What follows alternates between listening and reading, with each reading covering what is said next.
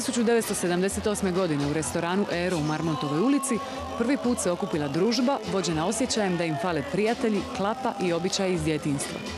Od tada se svake nedjelje krajem prvog mjeseca okupe ispod pala na križanju Istarske i Tolstojeve kako bi dozvali uspomene iz sritne mladosti. Ja sam pokretač, inicijator te akcije. Na tom prvom okupljanju bilo nas je 16. Završili smo na jednoj večeri. Da bi nas iduće godine već skupilo malo više, zapivamo, zaplešemo i sve su sjećanja na mladost.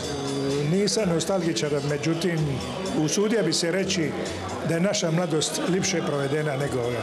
Naime, mi smo u to doba se okupljali na ulici, svaki dan, jutro, popodne. Imali smo svoj red, svoje poštovanje, što moram naglasiti. Mater je doma kuvala, znalo se u koju uru obid.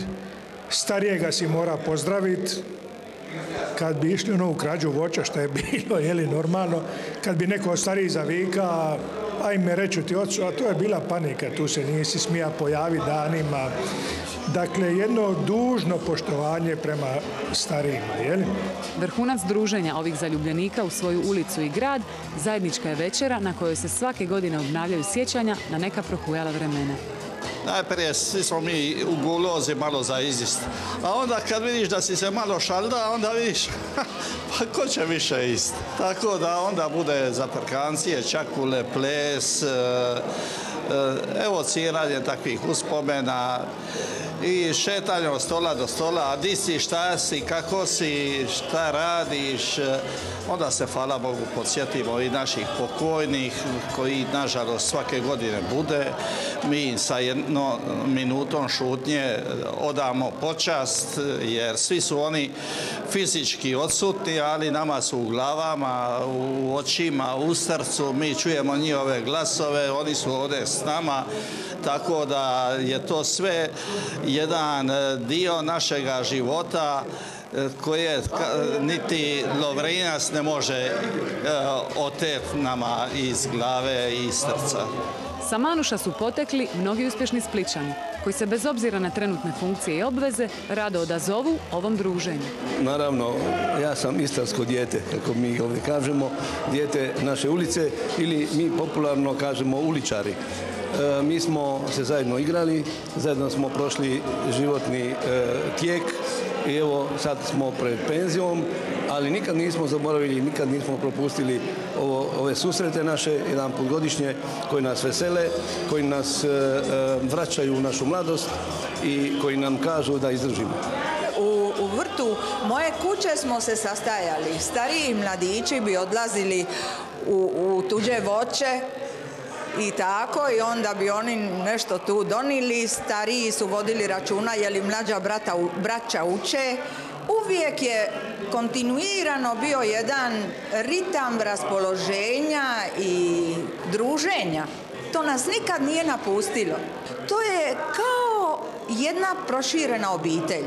Kakav je repertoar večeras? Stvar je malo domaći što za zapivati i ove stare pitbe za plesati. Kakva je ekipa, ili su dobri, ili slušaju? Ekipa je dobra za sad, vidjet ćemo kako će biti poslije kad se malo opuste, kad malo popiju i tako. A kad se malo opustilo i popilo, pala je i pisma.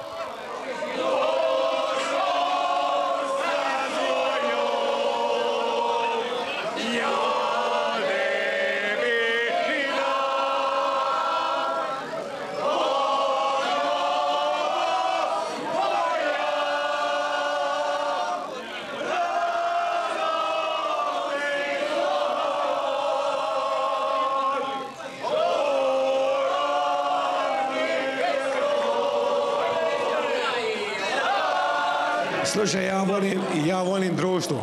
Ja sam života za prijatelje, ja sam ragbijaš, a ragbijaši znaš kakvi su. To su najjači sportaši, ne samo da su sportaši bili jaki, nego su i prijatelji dobri. I pravimo štimu gdje god dođemo. A ova moja ulica. I još evociram uspomene s ulice. Pa ko to može platiti? Niko.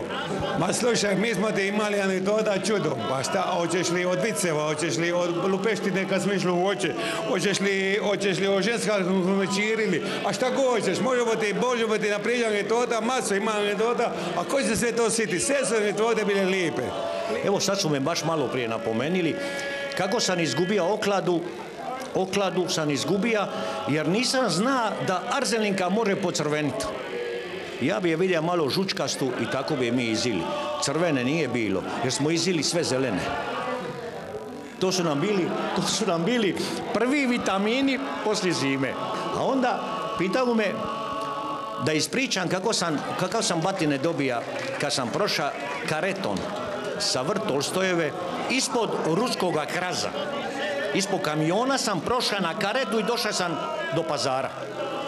Kakve sam batine. U Srilita sam mora nositi duge gaće jer su mi se vidjeli masnice. Od žice opegle.